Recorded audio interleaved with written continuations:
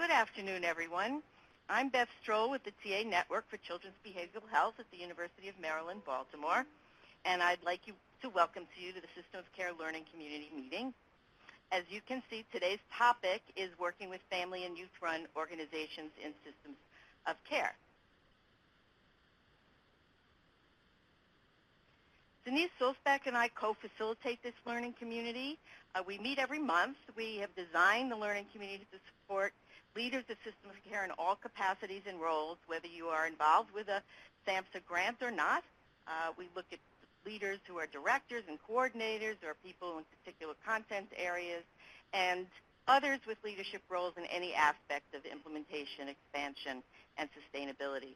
We really try to address topics that are of importance to you as leaders. Some of you have told us what your priorities might be, and we have tried to incorporate that into the program over the course of the year. We do try to make these as interactive as possible, and we encourage you to use the chat box throughout for your comments and your questions.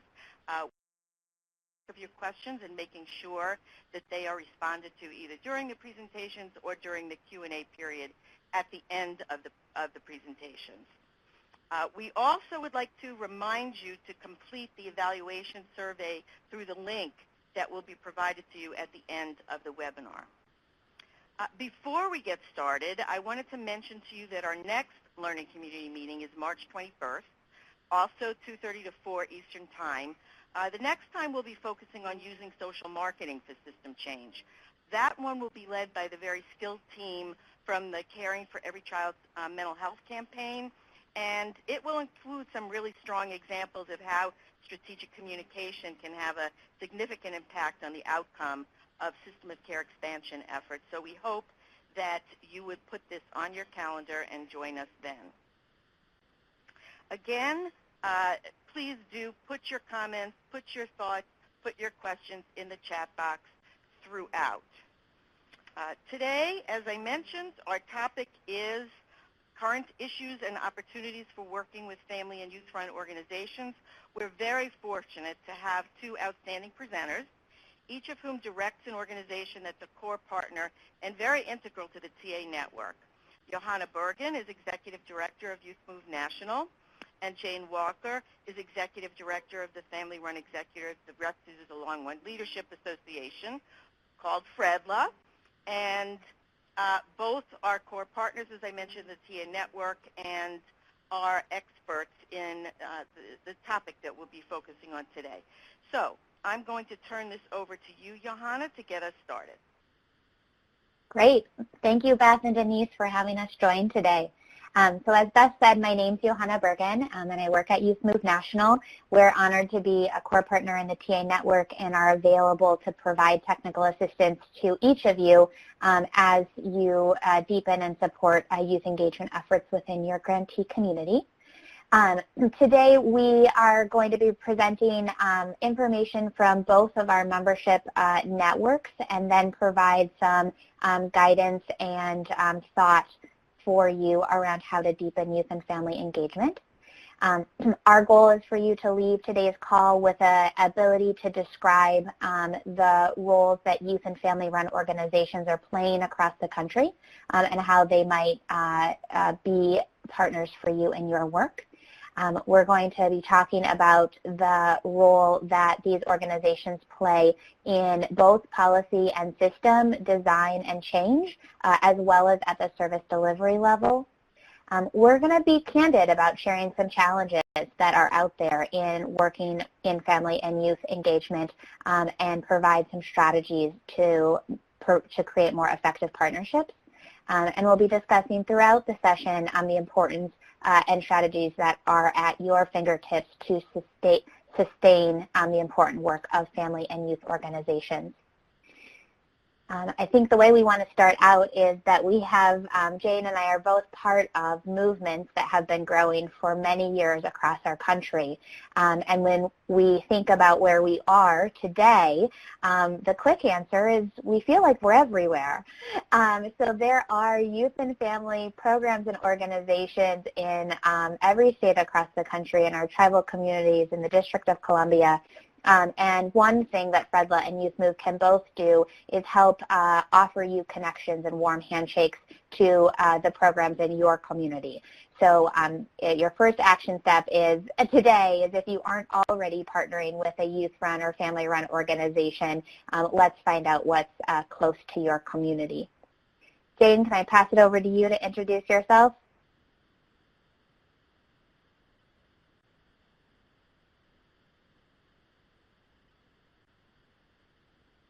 Jane, you may be on mute. Thank you, Johanna. Yes, I was. I was very eloquent. I'll try it again. Thank you. And I'm Jane Walker from the very long-named organization, Family-Run Executive Director Leadership Association, otherwise known as FREDLA. And as Johanna said, we have seen growth of family and youth movements over the years. SAMHSA first funded family organizations in 1988, and at that time 5 organizations were awarded $20,000. But from that, over 120 family-run organizations have developed. This includes 38 statewide family organizations and about 90 local organizations. The first Youth Move chapter was born in 2008, and Youth Move National was formed in 2013.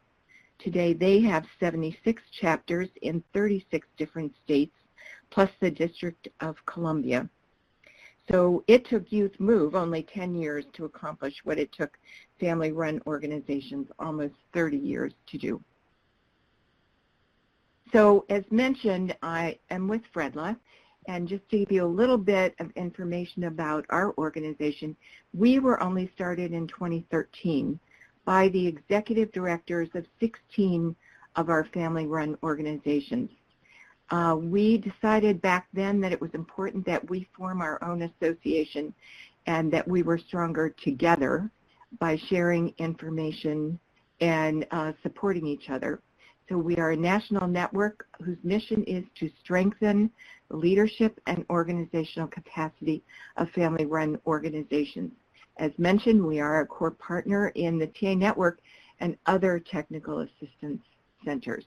And our website, as you can see, is listed there. All right, and a little bit more about Youth Move National. The MOVE in our name stands for Motivating Others Through Voices of Experience and is a good summary of our mission and vision. We're a national youth-run organization that hosts chapter affiliates across the country. Our goal is to unite the voices and causes of young people so that we can work together to create and transform the systems that those youth have been involved with. We are focused on building the capacity of youth leaders and advocates within their communities, the capacities of the programs and organizations that they participate in, and infusing youth voice at all levels of the system. And we're, as I mentioned before, available to provide technical assistance in a variety of ways. So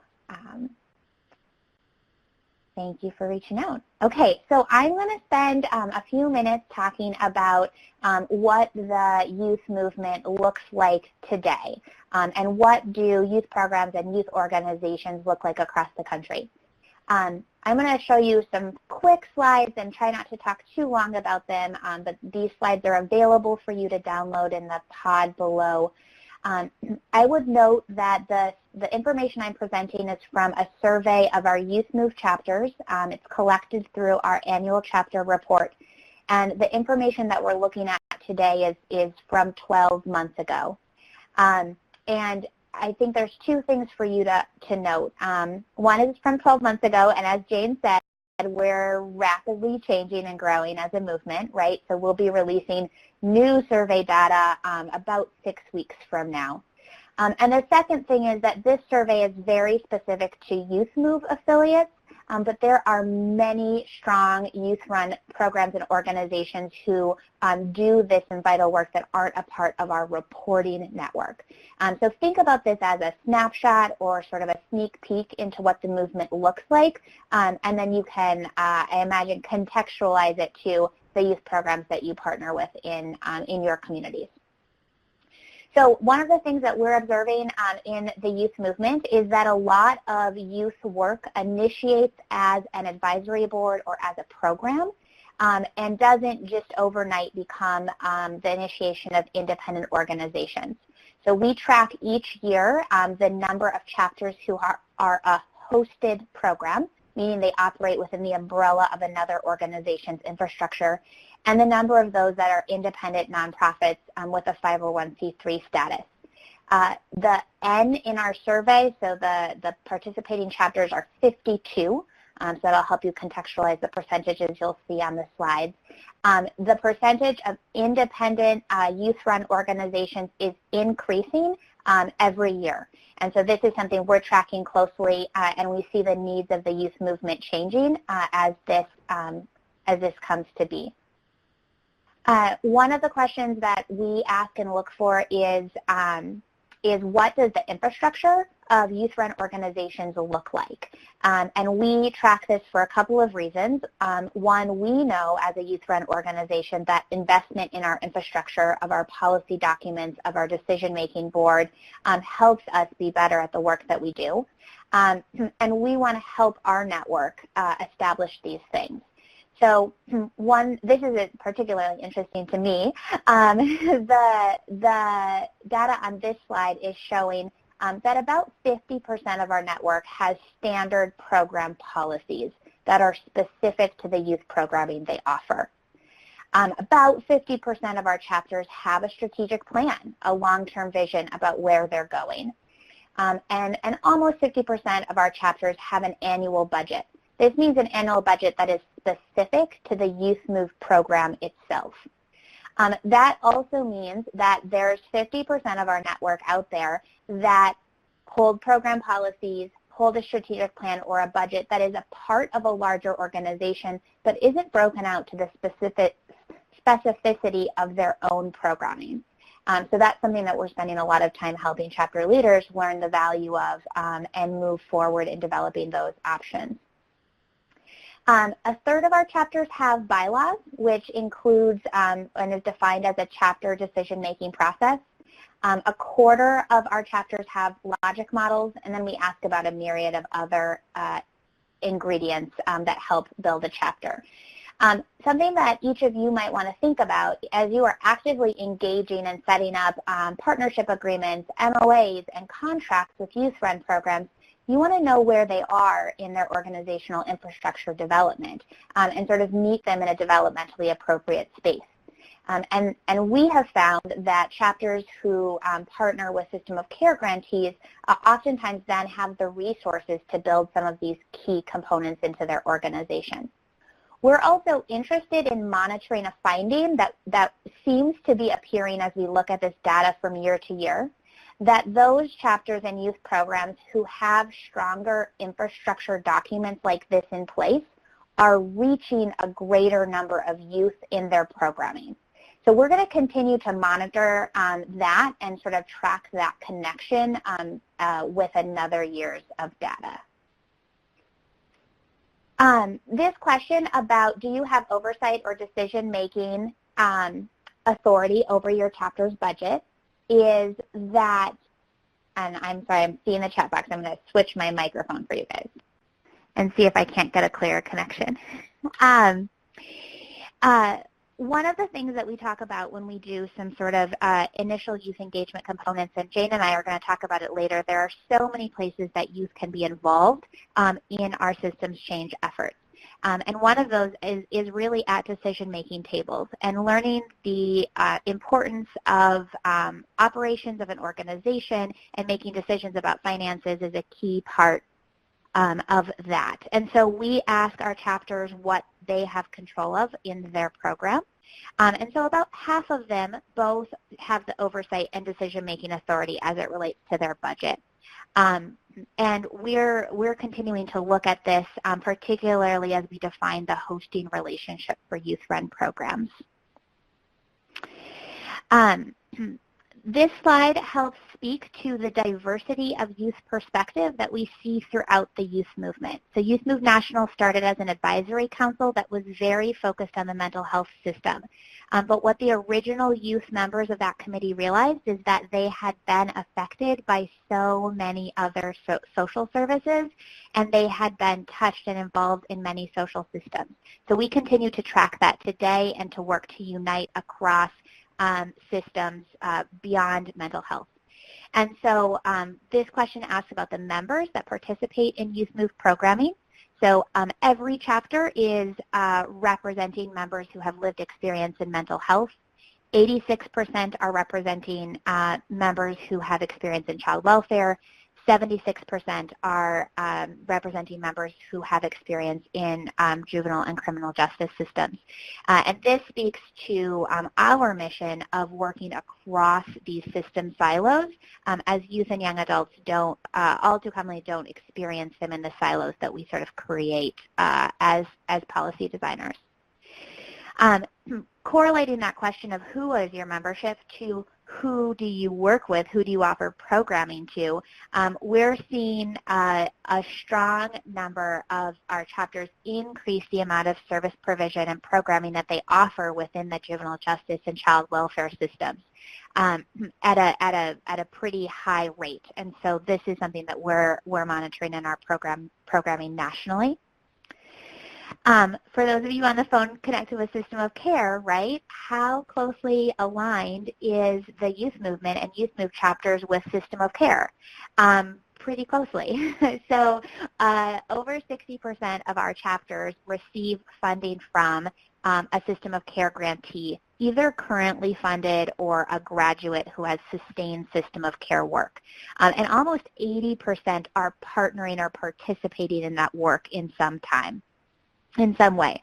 And so we know that there is a strong correlation with system of care supporting and helping sustain the youth voice and youth movement. And we're excited to see these numbers.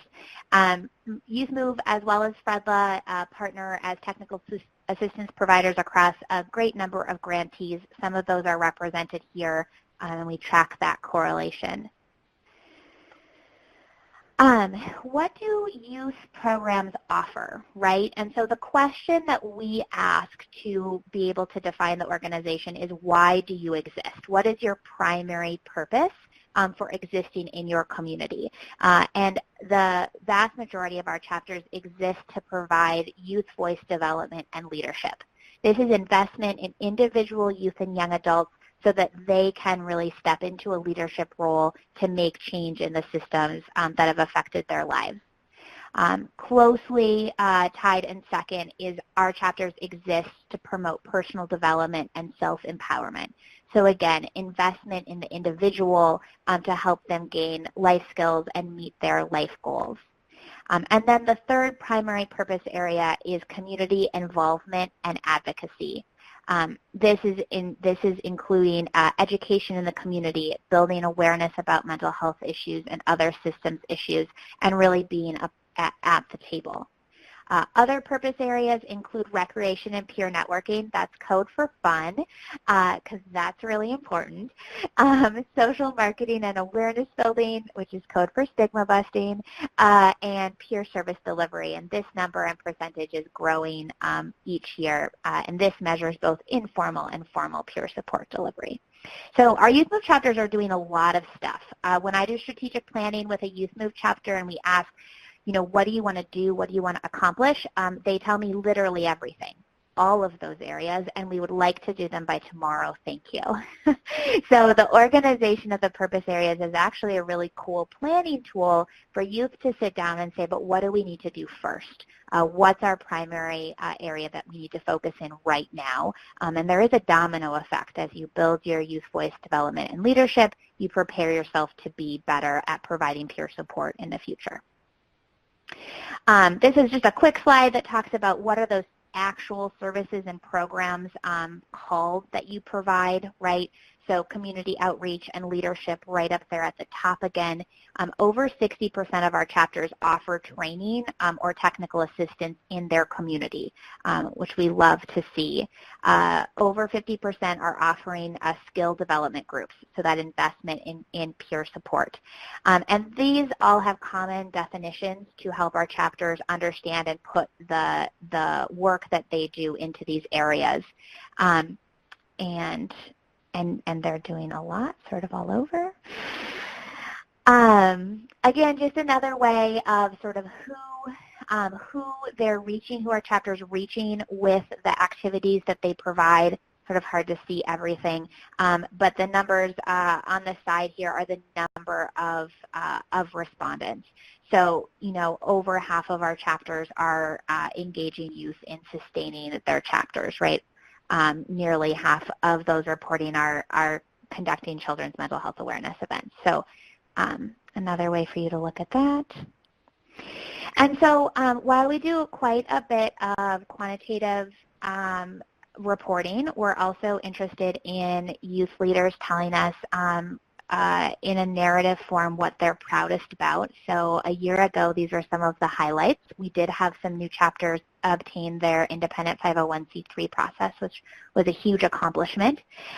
We had a chapter win an ECHO award from SAMHSA, which they were very proud about. Other chapters got to hire more staff to grow. Another chapter was able to bring youth leaders to Children's Mental Health Day at the Capitol and speak to over 300 individuals about their lived experience. Partnering with Juvenile Detention Center to create a peer-to-peer pilot program was another success. So it's successes like these that we see coming out of our network on a regular basis. Just sharing a little bit of a taste of those with you guys today. So while there are a lot of really excellent work happening in youth-run programs and youth-run organizations across the country, they also have capacity needs and developmentally appropriate needs in their organization. So this slide is highlighting some of the key areas where we're getting requests from our chapters for support as they grow.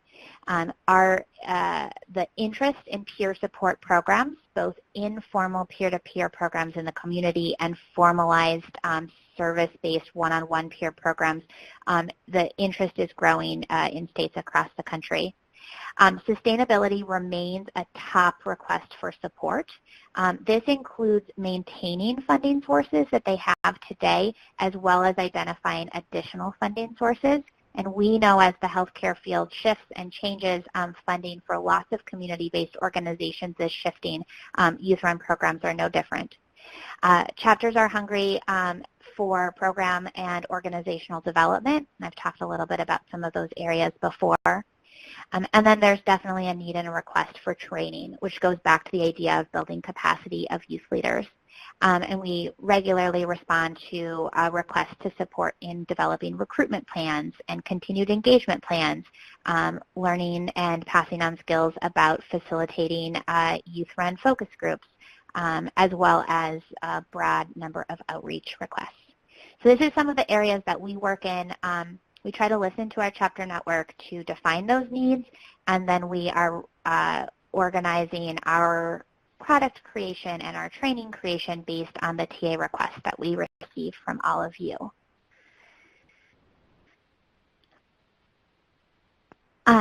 So I think I get one more slide before we get to hear about Jane and her network. So as we think about strengthening our partnerships with youth-run organizations and the communities that each of you are working in, there are some key considerations I would offer you. So one, right, how do we identify the youth-run programs and organizations in our community who we then can partner with? Right? And what do we need to do to set out from a values base, but then to operationalize the necessity of youth voice as one of our key stakeholder voices at the table, right? So how do we make sure that each of us pulls a chair out at the table and says, this chair needs to be filled by a youth leader? So we all need to start from that perspective. We need to think about youth engagement beyond just the doing, but also in the financing, right? So how can we leverage the resources that we have available to invest in the capacity increasing of youth-run programs and organizations? We need to all develop robust youth engagement strategies and plans that do not rely on the voice of one individual, but instead are relying on many voices of youth from your community. And there's a lot of strength in partnering with a youth organization in order to meet this idea. It is important to document and put into paper writing the partnership agreements that you have with youth-run programs and organizations. And I think one thing that we definitely observe and have worked with system of care grantees on, that if you partner strongly with a youth program that's hosted by another organization, you may have a partnership agreement with that organization. Is the youth engagement strategies clearly articulated in that agreement? And if they aren't, are you able to put together a partnership agreement with that youth program about the youth engagement that they are offering into your systems change work? So that's one additional consideration. And then the final thought is that when we talk about youth engagement and youth voice within a system of care, there is really an opportunity and a need for youth engagement at every level of the work we do. And that starts with planning, right? So before we vision what we need or before we identify our challenge statement, we need to have youth at the table helping us in that moment. And then youth stay with us, stay engaged in the process throughout implementation into data collection and evaluation and repeating the cycle. So Jane and I will keep touching on those many different roles that youth and young adults can play throughout your work. Jane, I'm going to pass over to you to hear sort of a similar reflection on where family-run organizations are across the country right now.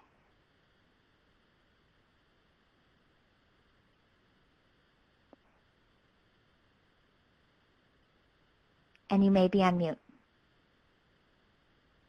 Yes, you're right. Sorry again. Before digging into surveys again, I just want to mention how closely Youth Move and FredLaw are working together to align the movements, and believe that a system really needs both strong youth voice, and family voice. And so we're working in concert to support all systems to ensure that both of those voices are heard at the table. So we'll probably reference that more a little bit later. So to give you a picture of family-run organizations, I mentioned there are about 120 of them. We did a survey. Again, this survey was done March of last year, and we received 85 responses, but after sifting through them, there were 65 that met the criteria. You can download this infographic that summarizes the survey results. It's in one of the files that can be downloaded there called Infographic Survey. So the criteria for being considered as part of the survey was that it had to be an independent nonprofit with a mission dedicated to supporting families caring for child or a young adult with mental health needs. Had to be a family-run organization in the sense that the board was comprised of at least 50% family members with lived experience, and that the leadership and direct service staff also had lived experience.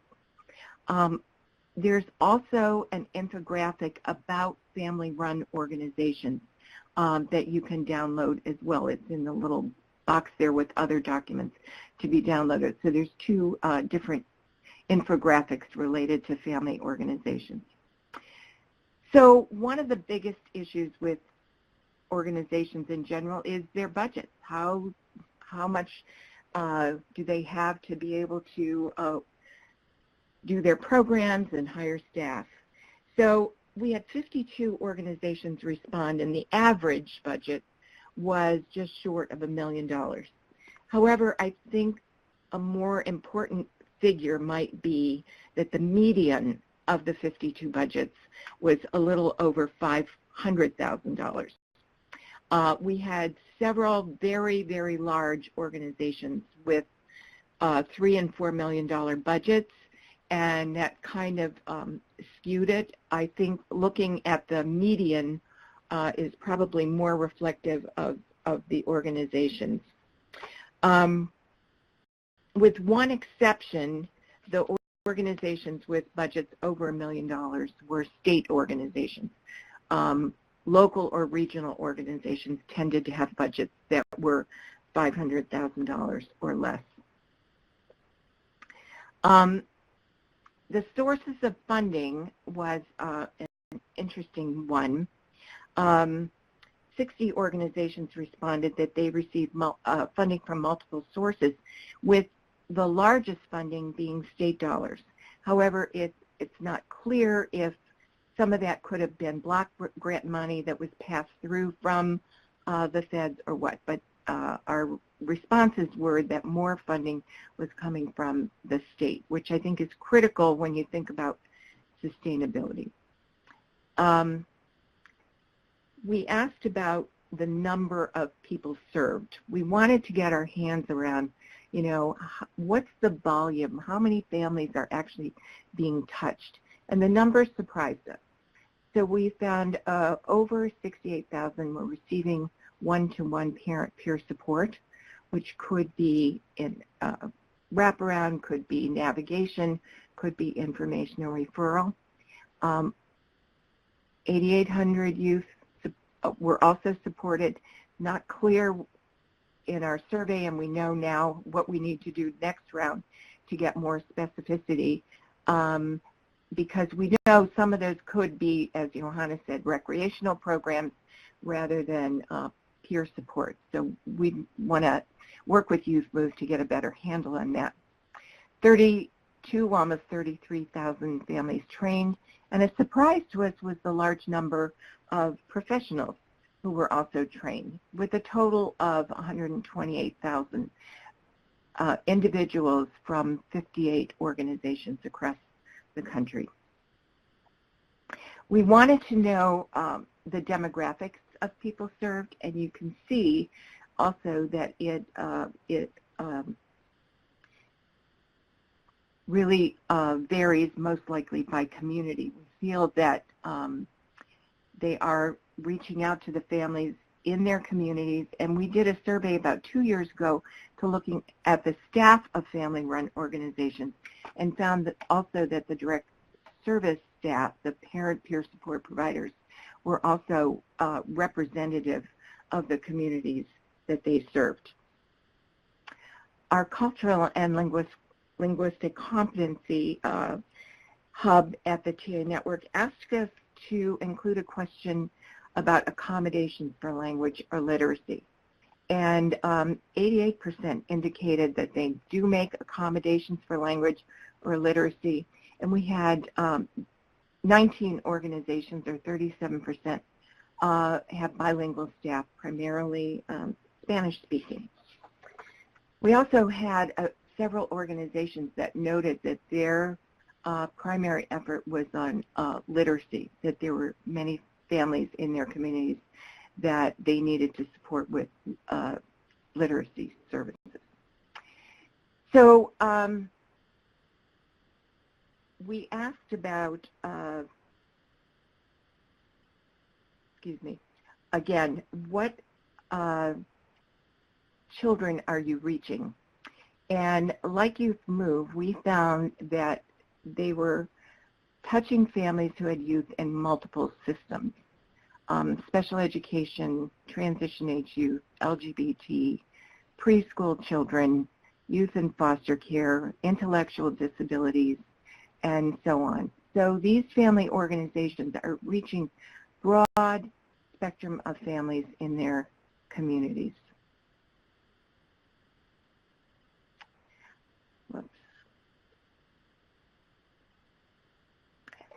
This just tells you how some of the organizations are relatively new, 9 since 2010. Others have been well established for over 30 years. We also know that there are many new ones on the horizon as we're working with several sites in building new family organizations. One of the questions that comes up frequently, and we get TA requests about this, is related to certification. As peer support is becoming Medicaid billable service, this is a big question. And the responses we received were that more were moving towards state certification than the national certification. A few had accepted both reciprocal agreements there. Several not certified, and those who had indicated other were mostly responding to certification in wraparound.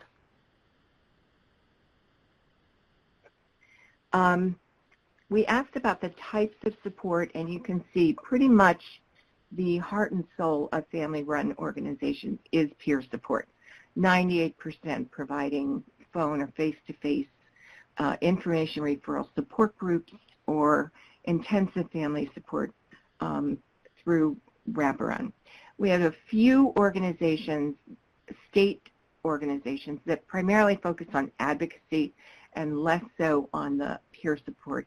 So that's why you see 98% there rather than 100%. One trend that we saw in this survey that we were very pleased to see was the number of organizations who were doing peer support in other settings, such as schools, child welfare settings, juvenile justice, residential treatment facilities, psychiatric hospitals, pediatric primary care, human services, crisis centers, or emergency departments.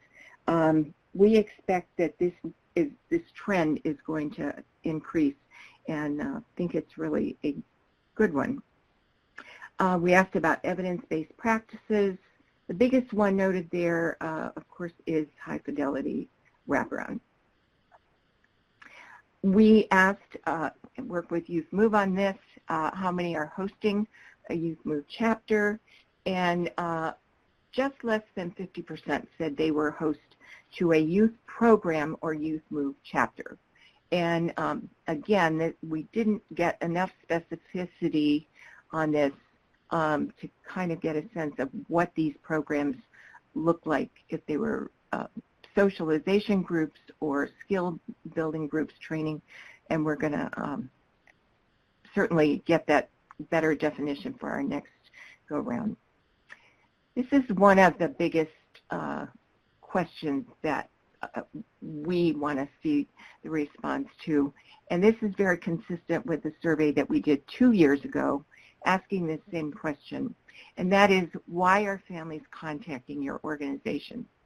And the top 3 reasons are exactly the same as they were 2 years ago, and that is school, suspension, expulsion, behavior problems, special education, and transition age youth. And juvenile justice is increasing in number, as we can see here. So they're, again, working with a very broad population of families in their community. So your system of care grants have certain requirements in them, that you have the integral involvement of families and youth in planning, governance, implementation, evaluation, and oversight of grant activities, with mechanisms to promote and sustain youth and family participation and services delivered within a family and youth-guided framework. So for several of you, depending upon the year in which your grant was awarded, there is a requirement for a lead family contact in the system of care expansion grants, which we see as an opportunity to really demonstrate the commitment to the value of family-driven care. The lead family contact position in the organizational structure is critical. that it's important they be part of the leadership and management team to really make it family-driven. There are options for how that happens. One may be contracting with an existing family-run organization or hiring lead family contact as an employee, or contracting with a family member to be the lead family contact who may not be employed as such by the local or state government or the family organization.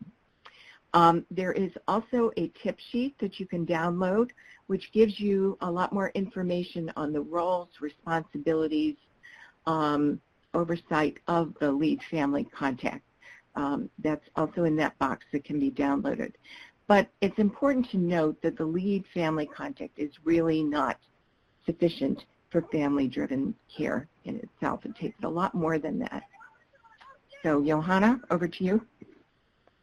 All right. Yeah. So I'm going to talk specifically about the grantee requirements in the last 2 rounds of funding and as it relates to youth engagement.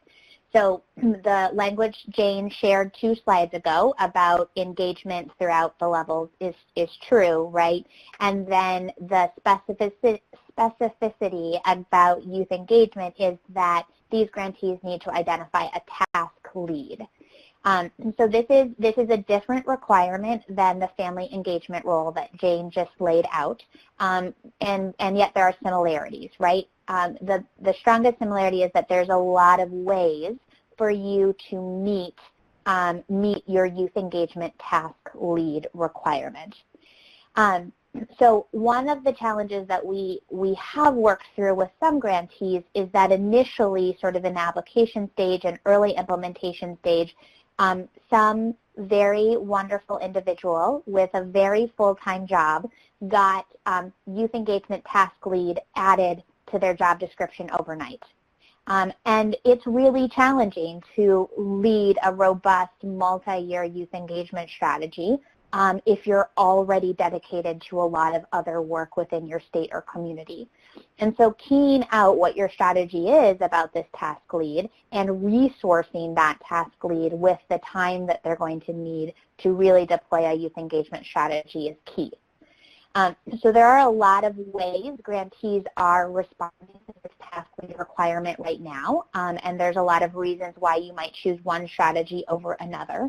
So I'll just highlight those that are sort of rising up as we work with grantees now. So some grantees are hiring a full-time youth coordinator or youth engagement specialist position at the state or the local government entity that is organizing your system of care efforts. This is beneficial because then you have a full-time individual dedicated to this work. As Jane said, that dedicated individual can't become the youth engagement strategy, right?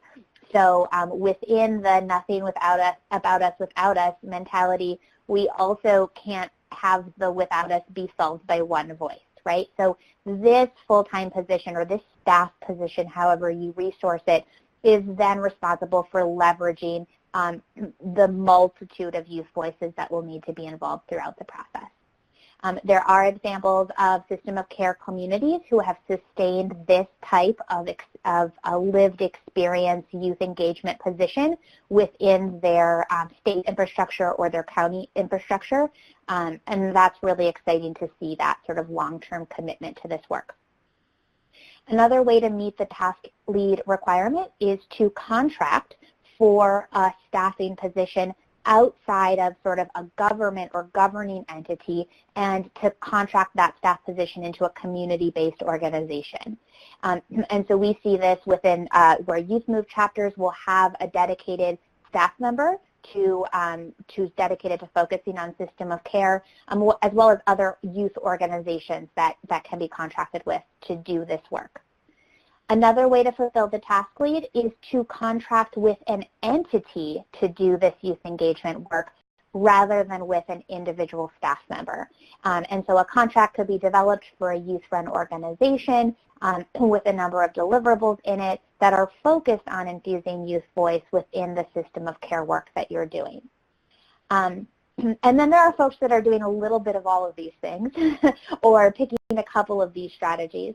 And so what we see is the most robust youth engagement work and the deepest dive and commitment into this comes when there are resource positions or entities that are focusing on youth engagement. And there is flexibility within your grantee requirements. There's also, a lot of flexibility to the point that this isn't a very clearly defined requirement. So we're definitely here to talk through with grantees the choices that you've made and how you resource your youth engagement strategies, and to talk about and help you find what is sort of a best fit for your current work, and then really what's the best fit for sustained system of care within your community in the long term. So different takes on youth engagement lead requirements there. So as there are so many ways that youth and family can enhance the work that we're doing in system of care. And so this is one slide to sort of help you think about the ways that you are currently engaging youth and family members. So on this slide are a whole bunch of things that might appear in engagement strategies, right? Family members may be coming to advisory groups. Youth may be providing peer support. There may be a feedback loop within your provider agencies that have youth and family voice sort of rating and sharing evaluation information about how their services are being provided. So there's 20 plus options on this screen. The way they're organized is the sort of category or the depth of the role that they each require. So if you look at the left-hand side of the screen, everything in that first column is informing roles. These are roles youth and caregivers and family members can hold to inform your work. As you move to the right, these are roles that are consultation roles. Youth and families can serve as expert consultants to your work. They can fill out surveys. They can attend a forum. You could interview individuals to find out more. As we go further to the right, we deepen the relationship and the level of engagement, right? So we move from consulting to involving. We move from involving to collaborating, and then we move to empowering. And as you move through all of these options, you find yourself really increasing both the resources that you give to youth and family to be engaged, and then also the output and the outcome that you get. Something that might be simple for you to sort of walk away from today's call is to look at this particular slide and sort of star all the places that your community is currently doing to engage with youth and family. And then think about where they are in this sort of inform to empower scale, and then think about where do you really want to be. From a values base, where do you want youth and family, and how do you want youth and family voices to be involved? And sort of seeing where you are on this continuum could be helpful. It's really important, sort of the values across the bottom arrow, to keep in mind in all of these roles, right, that we need to build safety, transparency, and trust with those that we're engaging. We should be empowering youth and family to become change agents in the work that we're doing, offering choice, valuing contribution, understanding the role of mutuality in peer-to-peer spaces, being culturally responsive to the youth and family that we're engaging, and offering a layer of peer support throughout all of our work can and should feed across all of these categories. So a quick way to sort of self-assess where you are and think about the many ways that you can go and deepen the engagement that you're offering.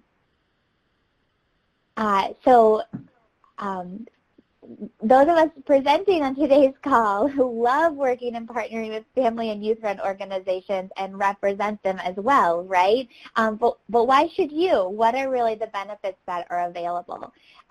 So the organizations that are a part of our membership network and across the country are really able to represent, engage, and involve many youth and family, right? So really broadening the constituency that we can talk to. Individuals at these organizations are able to fulfill roles at the system and policy level, serving on governance boards, advisory bodies, helping us design and develop policy. Family-run and youth-run organizations are dedicated to providing the perspectives and the voices of people with lived experience, and really hearing and channeling those voices and being responsive so that we improve services and systems. There is such a role for these organizations to support and recruit and mentor youth and family to prepare them to sit at the tables that you're really designing and working at.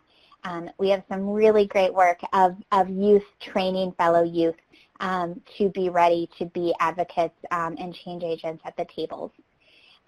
There are so many roles that youth and family with lived experience can serve in our provider continuum, and such a growth and interest in peer support services and navigation services that Jane mentioned earlier. There's a wealth of opportunity there. As soon as we talk about offering more peer support, we talk about who the workforce for peer support roles are, and we really see that youth and family organizations have the ability to build the capacity of the future peer provider workforce. And so their roles in leadership development, in curriculum development and training for youth and families so that they can be introduced to the idea of peer roles and then really be supported to stepping into that workforce should they be interested. As Jane shared from the FREDLA survey, there are so many organizations out there providing trainings, but not only to family and youth, but also to professionals. So leveraging the opportunity for lived experience to really sit in the expert seat and be the trainers in communities can be incredibly powerful. And then definitely there's roles for youth and family organizations to participate in all of our social marketing efforts and the social marketing plans that you're building for your system of care communities.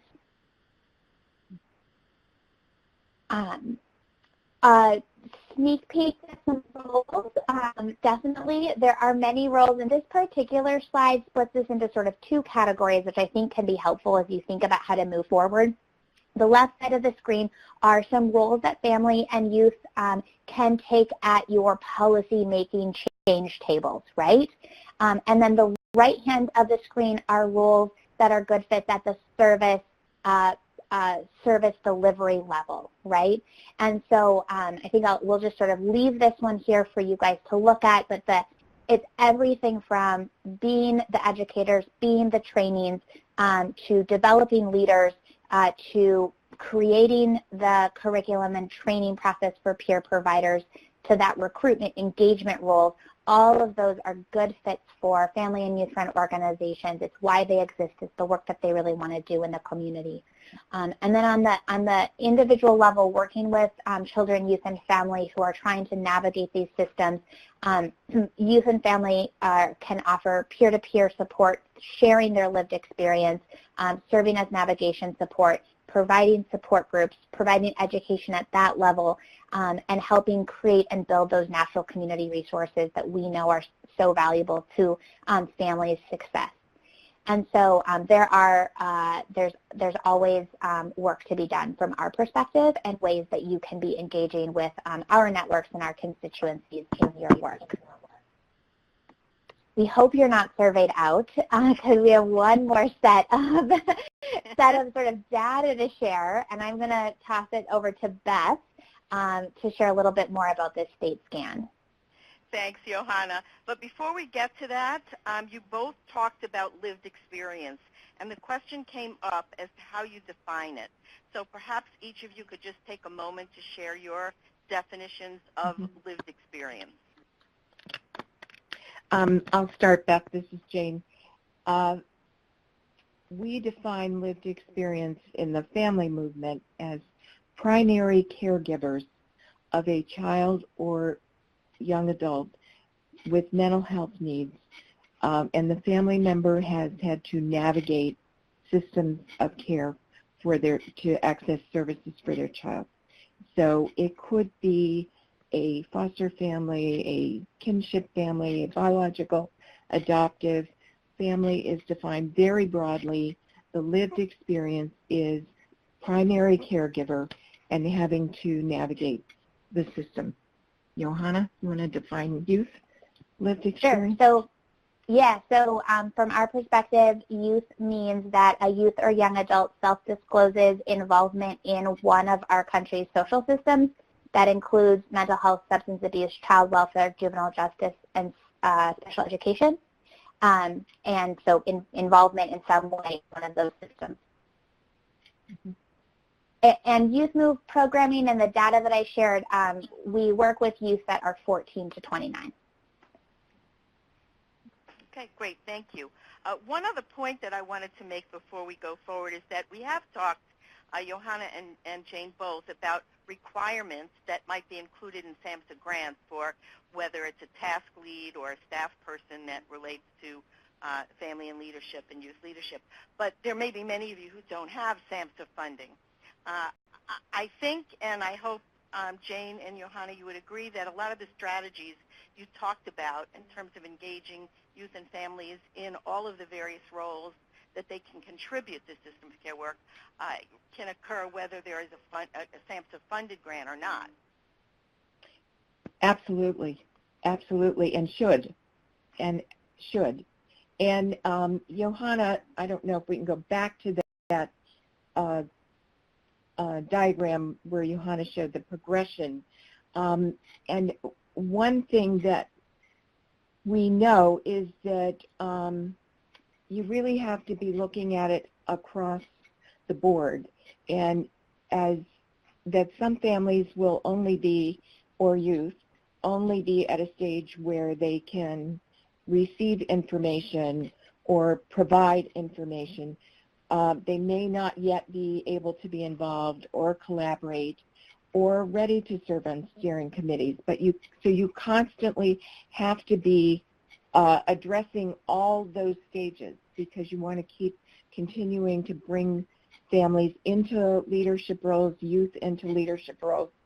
And we always say that it isn't sufficient to have one or two or even 3 or 4 families on a committee or youth on a committee, that it's incumbent on systems, state, local agencies, providers, to make sure that you use outreach to get those families and youth that for one reason or another can't be at those tables, but their voice is equally important.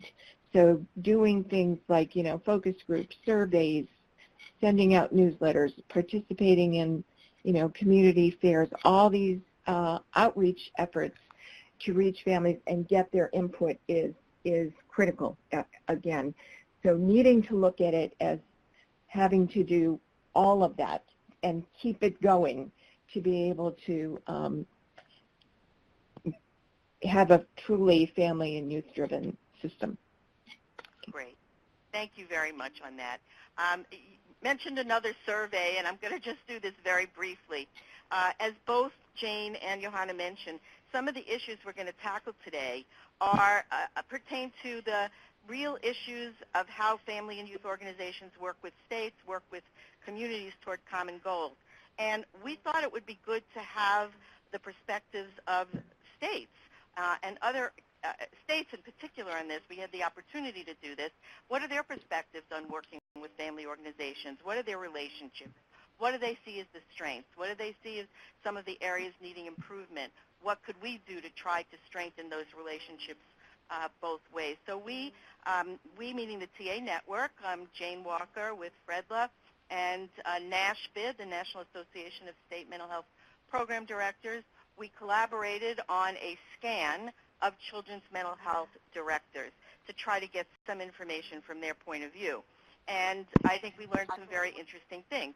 Some of the basics are that most states do either provide some kind of funding through contracts or grants to one or even more organizations, half to one, a third to more than one. So the majority of states are funding family organization. And I should mention that after Johanna and others looked at this data, they felt that while we focused on family organizations, the results really do have a lot of applicability to youth-run organizations as well. And this second slide shows what states procure from these organizations. About 2/3 procure system-level participation, and it was just what Jane was referring to, is bringing the voices of multiple family members to the table by working through an organization. About half or more purchase peer support, and more than half purchase other things like system navigation or respite or training. And what do they see as the biggest contributions of family organizations? The top three were providing peer support, developing family leaders, and providing training and education. So from the state perspective, these were the three major, most significant contributions, although, of course, they also described others. And then we wanted to see how states felt about the family organizations and the work that they were doing in their states. And you can see here there's a bit of a distribution, but about a quarter say excellent or average, about a third say good, and 13 said fair, none said poor. So I think it's good. It's clear there may be some discrepancies, some differences of opinion here, but on the whole, it's towards the positive end in terms of how the work of organizations is viewed. And then we tried to get more specific and ask, well, what are the areas in which the family organization that you work with mostly excels, and in what areas do you think that organization might benefit from technical assistance to improve? And this is a little more interesting to look at.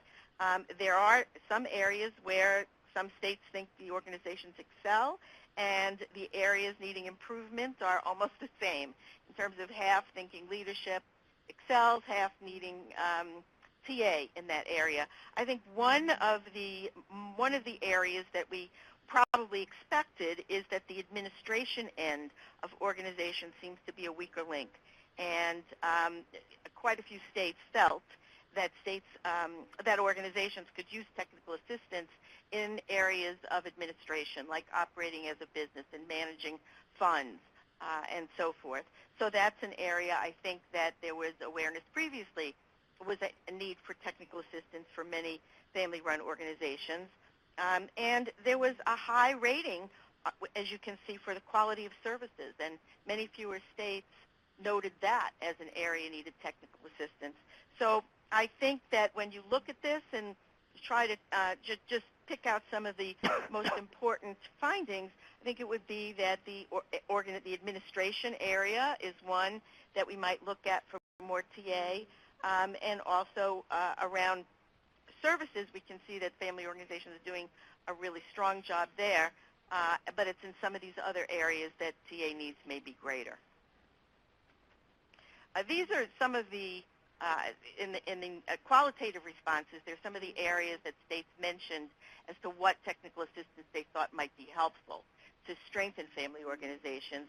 And I think there's some consistency with earlier findings, because I think strategic planning, business skills, diversified funding all get into that administrative area.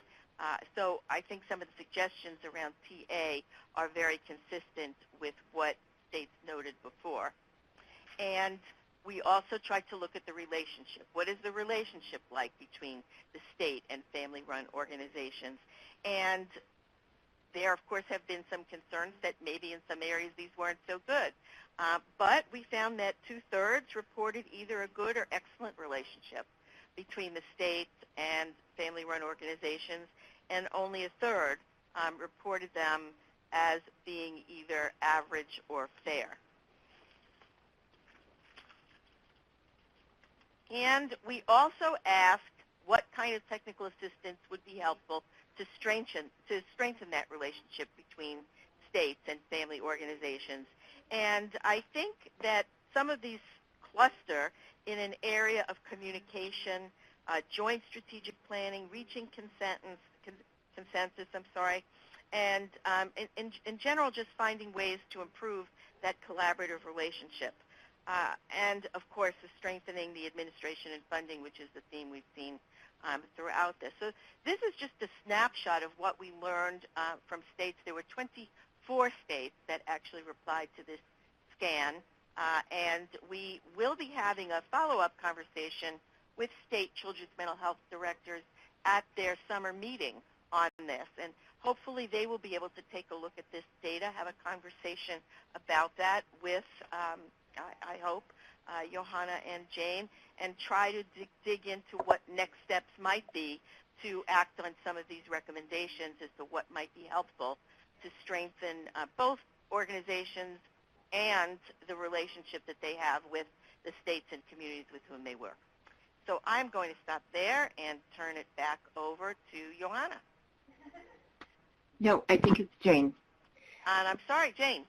Yeah. So we talked about a lot of family-run organizations and youth organizations. So you have here pictures of executive directors who are really hanging on by their knuckles. These organizations are very fragile. They are always living with the fear that funding is in jeopardy, that they may have to cut their staff.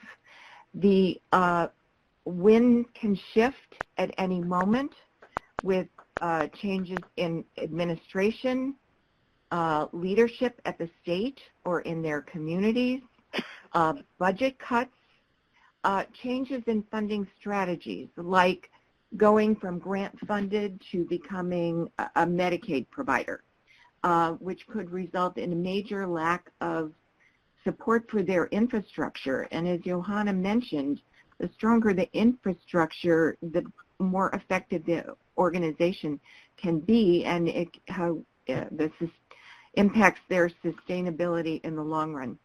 So if you combine the information from the surveys done by Youth Move, done by FREDLA, and done by NASHBIT, your conclusion can really be that the whole criteria of lived experience, be it a family member or youth, doesn't include, grant writing, business skills, budgeting, strategic planning, all the things that we know are required to be able to manage organizations.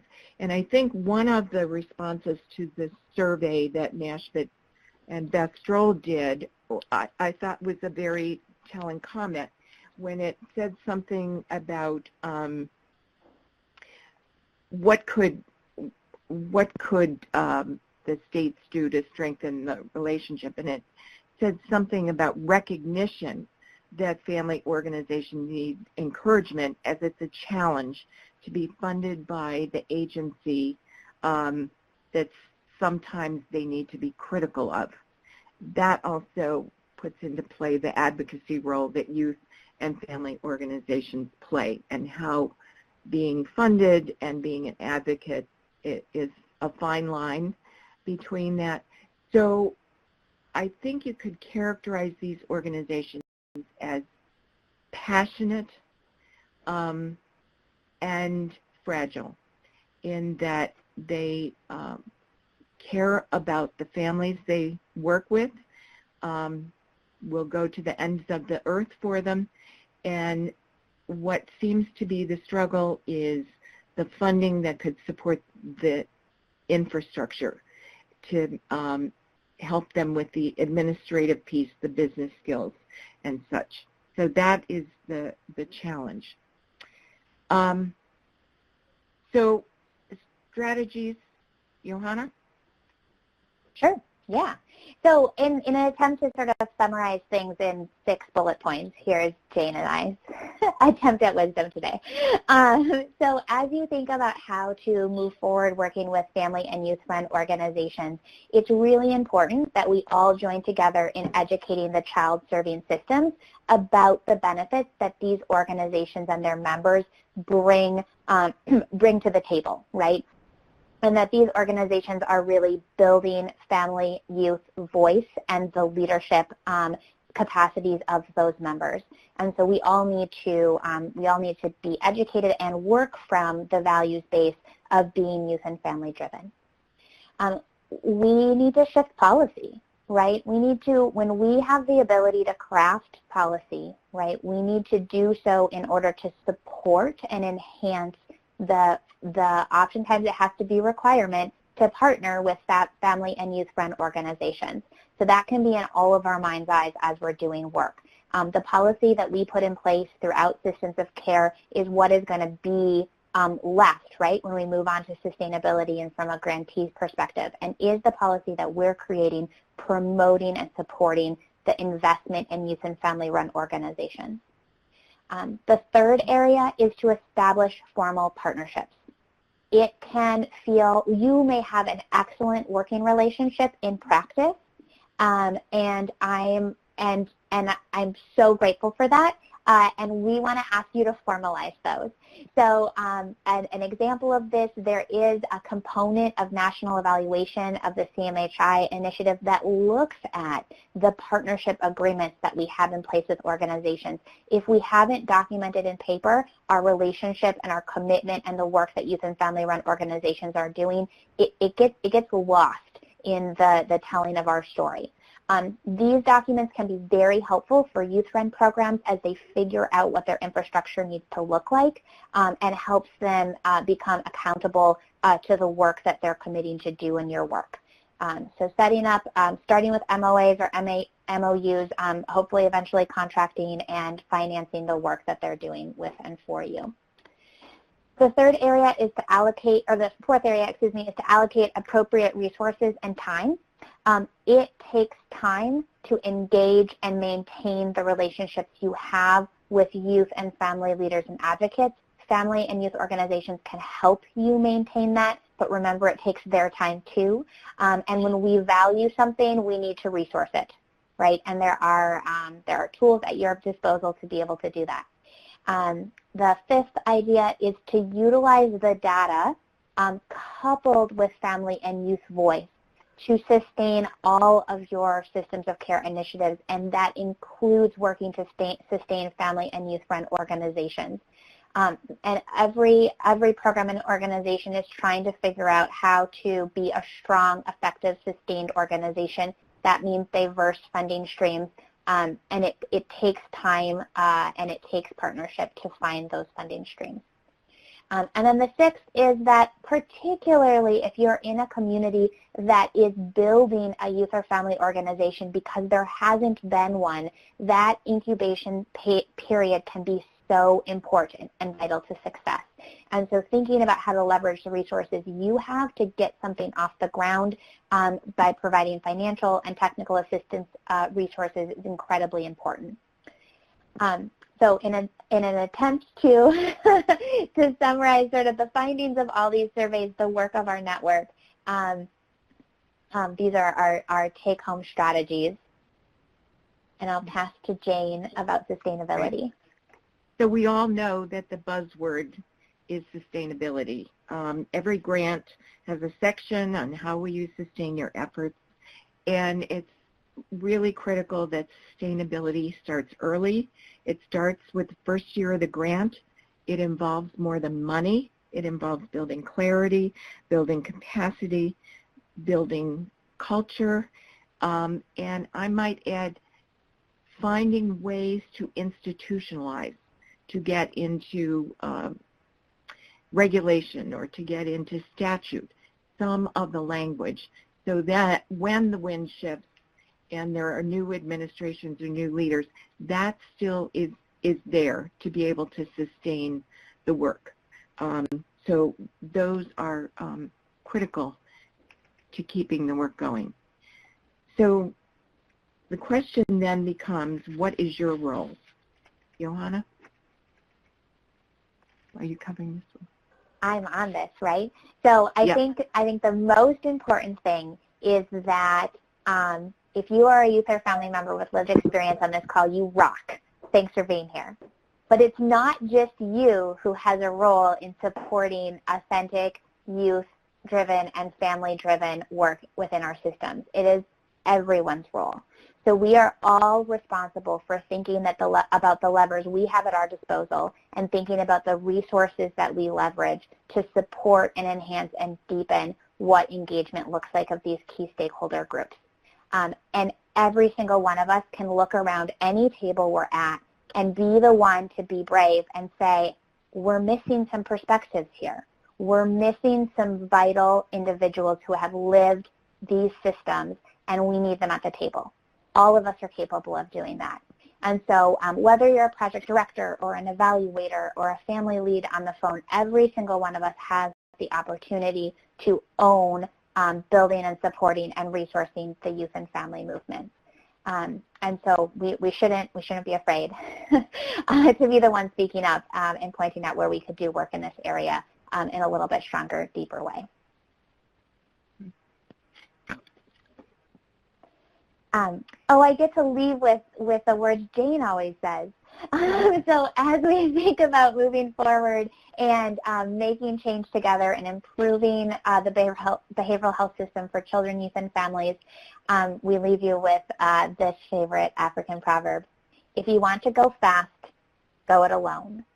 If you want to go far, go together. And Beth, I think we pass to you. Yeah. Yes, you do, on that beautiful note. There are a couple of questions that have come up, and while I'm going to raise those, it would be great if any others of you that have questions could put them in the chat box. We do have 10 more minutes left for Q&A and interaction, so please go ahead and do that. One of the questions we have for you, Johanna, is what tips do you have on preparing youth who are going to join committees? Oh, it's a great question. So I didn't do my long bio at the beginning, but the way I got into this work is I got voluntold to a system of care governance meeting in Northeast Iowa because they didn't have any youth attended and they thought I would be a good fit. And it was an incredibly overwhelming meeting, and I think they're still lucky they got me to come back to meeting number 2. So preparation is key. Sort of like quick tips, hold pre-work sessions, right? Could be a phone call, it could be, a cup of coffee and an in-person meeting, but preparing the way, that includes, who's going to be at the meeting, why are we really meeting, what is this agenda going to look like, why are things on the agenda. During the meeting, it is so key to have a buddy, right? So who is the person I get to look in the room when I have zero clue about what people are talking about because they started using acronyms and jargon, right? So I know we have differing opinions about if you're okay texting at meetings or not, but if it's a phone-friendly room, who's the person I text to say, what does DMHA stand for, right? Or who's the person I pass my Post-it notes to, that in person? And then it's about debrief and follow-up. How did that meeting go for you? What did you understand? What was confusing? When were you frustrated? Why were you frustrated? And I think things that we want to steer away from is we don't want to have here's the one agenda item where we turn to youth and ask them what they think. That is very overwhelming, right? It's how do we prepare the space for youth input to be involved at all points in the agenda. So pre-work, give yourself a buddy during the first few meetings, offer debrief, and then don't forget to prepare the space, to prepare the adults in the room for what it means to be open and receptive to youth, right? Sometimes they need as much support as youth do. We also love to come together. So it's really hard to be the one lone youth representative. It's way better if we can come in a group, so promote that. And that's a question that we get in TA calls all the time. So if you want examples of what prep work looks like or what acronym sheets look like, that's definitely a request we'd love to field. Right. So, and that would be a question to both you, Johanna, and Jane. Are there any tip sheets or documents that provide that guidance that we could distribute to the attendees? Beth, we have one that is at SAMHSA in the approval process. It's supporting families in system of care that addresses issues like paying stipends, travel support.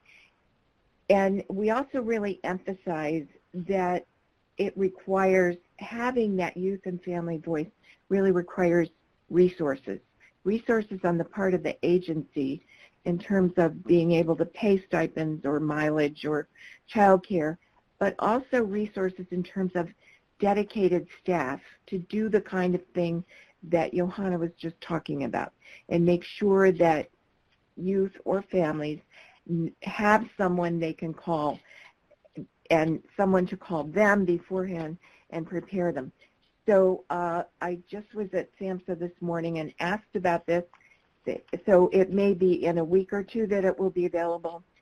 I wish it were today, but it should be in a week or so. Okay, well, that's yeah, great. And Beth, yeah, go ahead. we can send out the youth engagement guide that SAMHSA put out, which I think is helpful, and then we have things to consider to share, especially around that resourcing and stipending option. So we can get those out. Okay, that would be fantastic. We have another question about peer support in schools, youth peer support in schools in particular. Johanna, are you familiar with any places that are doing that and how that might look? Sure. So I can talk briefly about it, and then would definitely offer that might need its own in-depth call. We are seeing an interest in youth peer support in education settings, both middle school and high schools as well as colleges. There's quite a bit of research out of the mentoring field that builds some of the research base for why we believe peer support to be effective that I think could be directed to. There's a program called Natural Helpers that we're seeing start to be rolled out in schools, and there's a couple good websites that include information about that. The thing we're seeing is a lot of a school working to identify the natural leaders and influencers, and then giving those youth the training and skills that they need to be advocates and resources to their peers. And there's some examples of this happening sort of on the micro level, so sort of peer influencers to counter bullying within school climate that I can share about. And then there's more formalized programs like this Natural Helpers program. But I think we should have your email, Jennifer. I think we can do some follow-up more specifically. Mm-hmm. And Beth, I wanted to also note that in our survey, we saw more and more family organizations providing peer support in school settings. And when you couple that with the two highest requests of why families contact a family-run organization is on related to school issues, I mean, it has to be high on everybody's radar right now. I'll say no more, but I think we all have to really be looking at ways to provide more peer support to youth and families in school settings. Great, thank you. We have time for a couple more questions. Denise, have I missed any of the questions in the chat? We have covered all the questions in the chat box that I've seen. Okay. Anyone else have a comment or question they'd like to address in the few minutes we have left?